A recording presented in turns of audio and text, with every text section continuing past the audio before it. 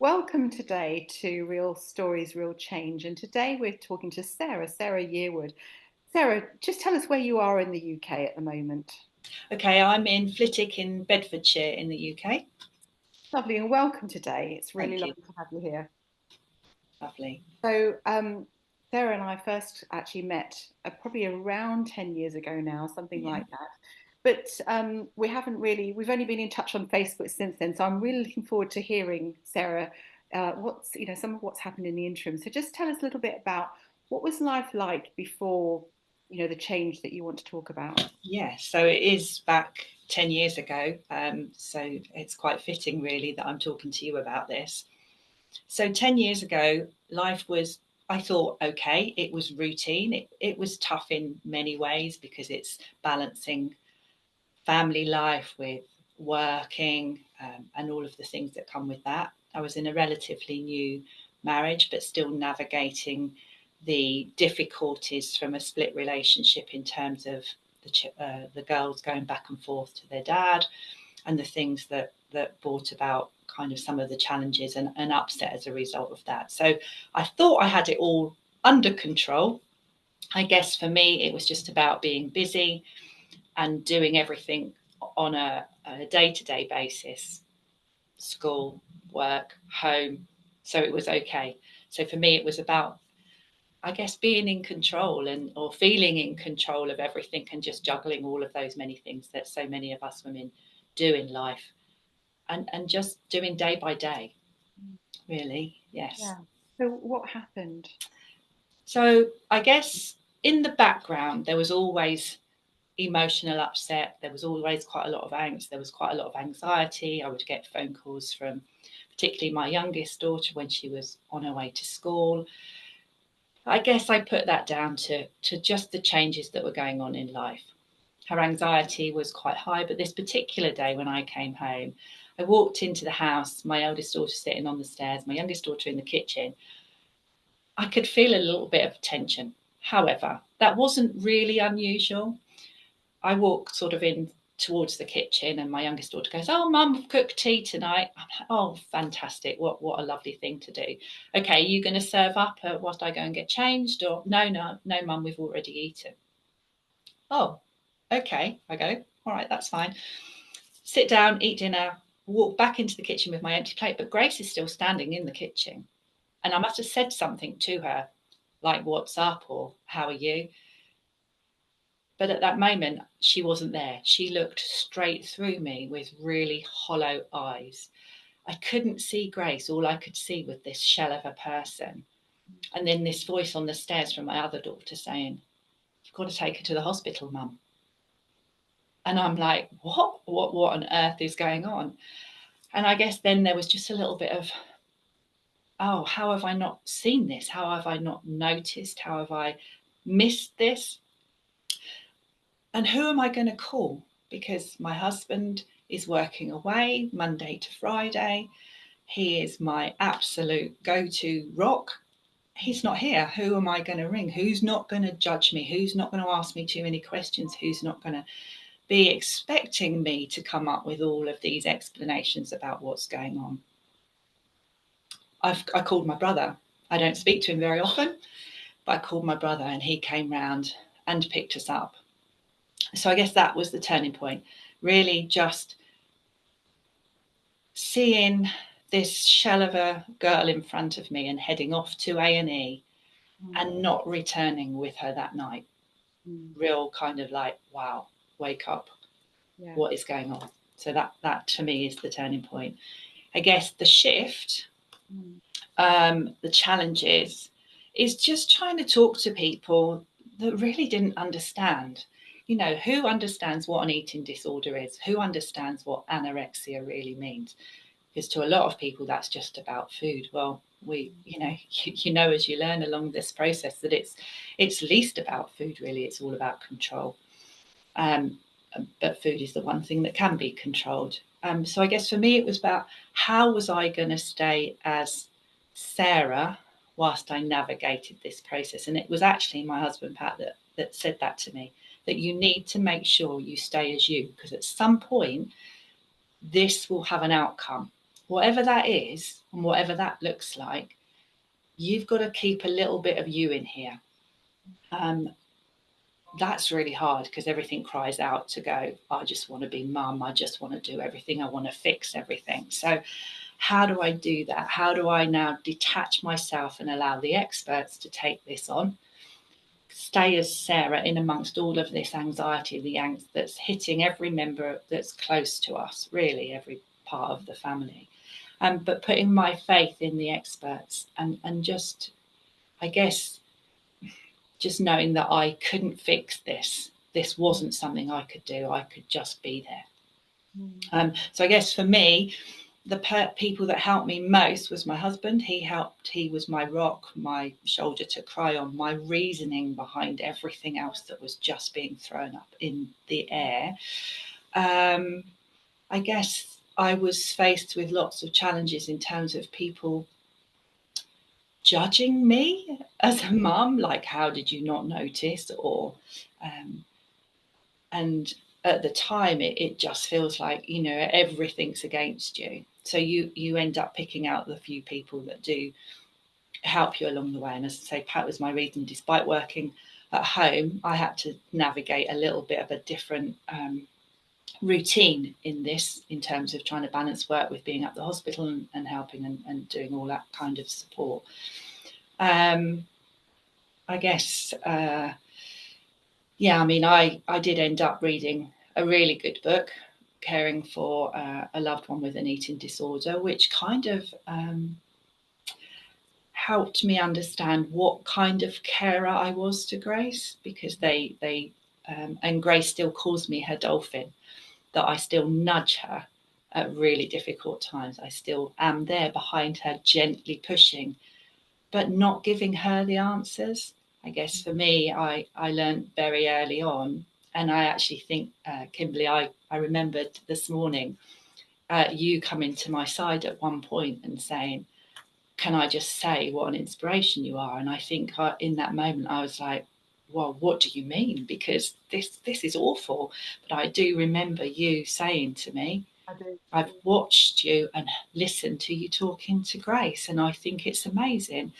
And I remember that obviously to the day, because you were one of very few people that made me feel like I was doing okay. So thank you for that. Oh gosh. And so yeah, so I think that was quite interesting times, kind of navigating all of that. Yeah. I guess the routine adjustment was kind of going, okay,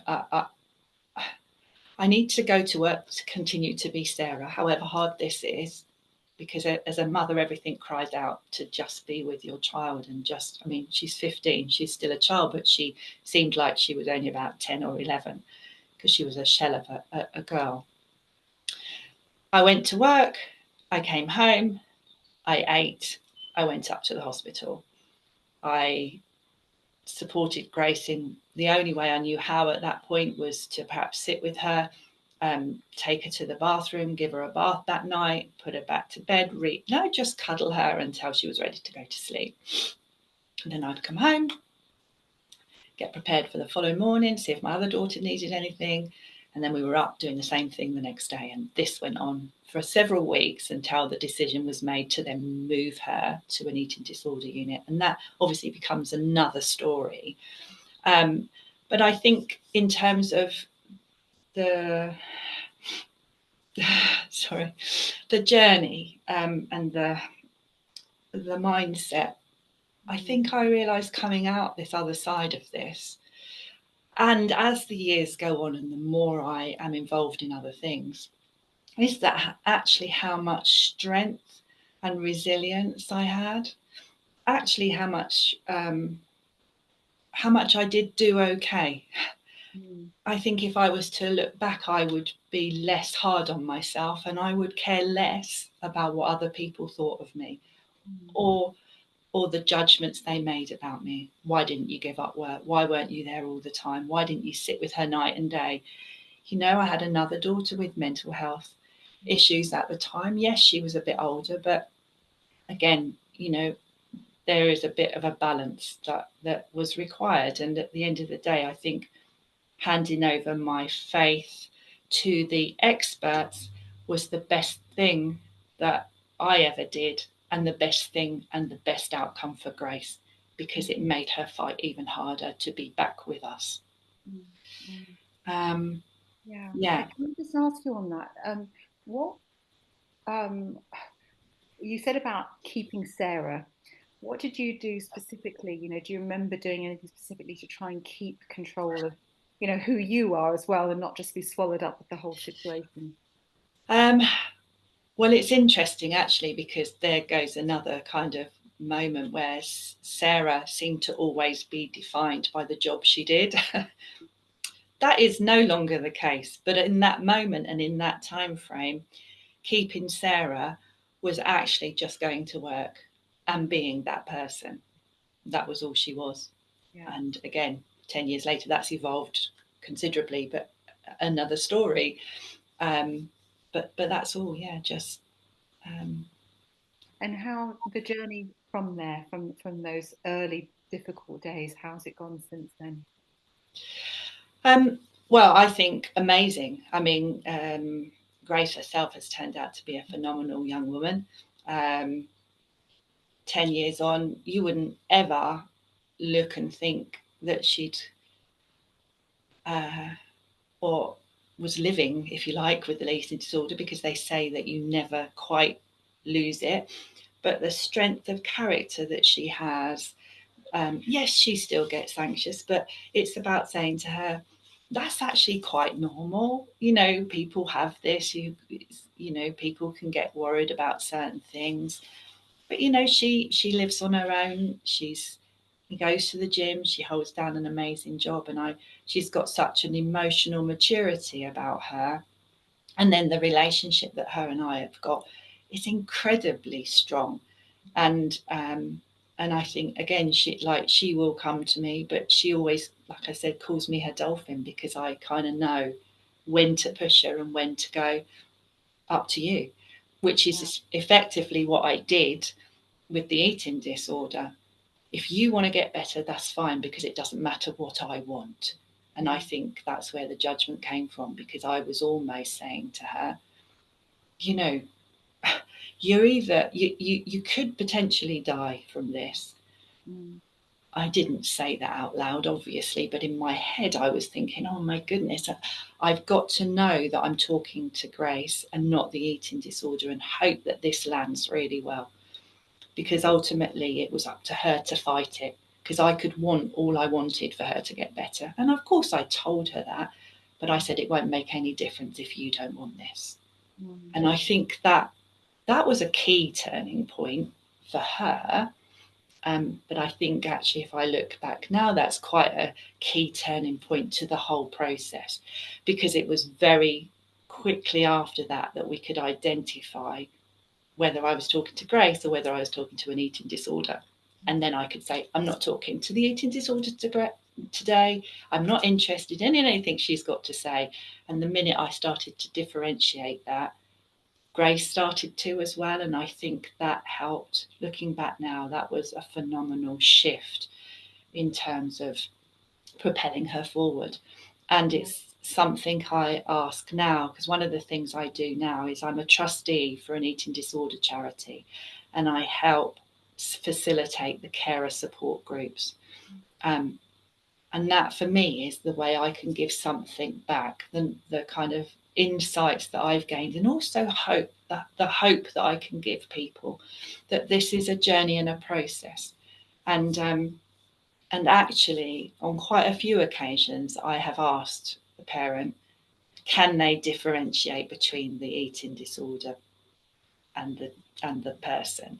And they go, oh, sometimes. And then I go with this is my story and this is what helped. And it's lovely, kind of, when people go, thank you so much. And I guess the other thing that helps me here is that it's good to be knowing that you're helping somebody and giving something back with the experience that I've had. And actually coming off of those type of calls when people go, thank you, because I can talk to my friends, I can talk to people around me, but they don't really know what's going on. You can only know if you actually live it.